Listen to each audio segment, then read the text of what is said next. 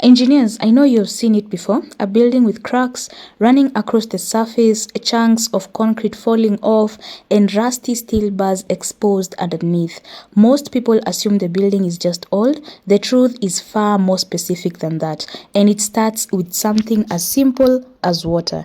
Here's exactly how water destroys a reinforced concrete structure from the inside out. So reinforced concrete is designed to last decades. The concrete protects the steel inside it by creating an alkaline environment around the bars. In this alkaline environment, a thin protective layer forms on the surface of the steel called a passive layer. As long as this passive layer is intact, the steel does not corrode. So the problem begins when the alkalinity of the concrete is compromised. The first way this happens is through a process called carbonation. Carbon dioxide from the atmosphere slowly reacts with the moisture in the concrete and reduces its alkalinity over time. So this process moves inward from the surface of the concrete progressively.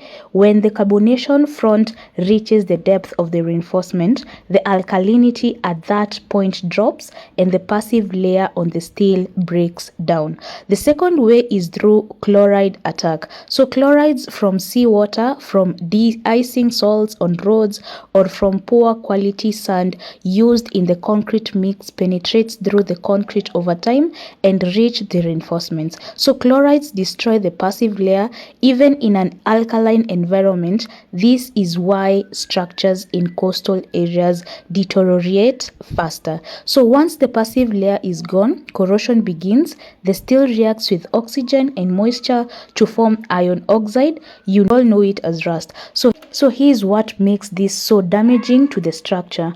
Rust occupies a volume approximately 3 times greater than the original steel it formed from. So as the rust expands inside the concrete, it creates enormous internal pressure. That pressure causes the concrete to crack from the inside outward. You see the cracks appearing on the surface, then chunks of concrete begin to separate and fall. This is called spalling.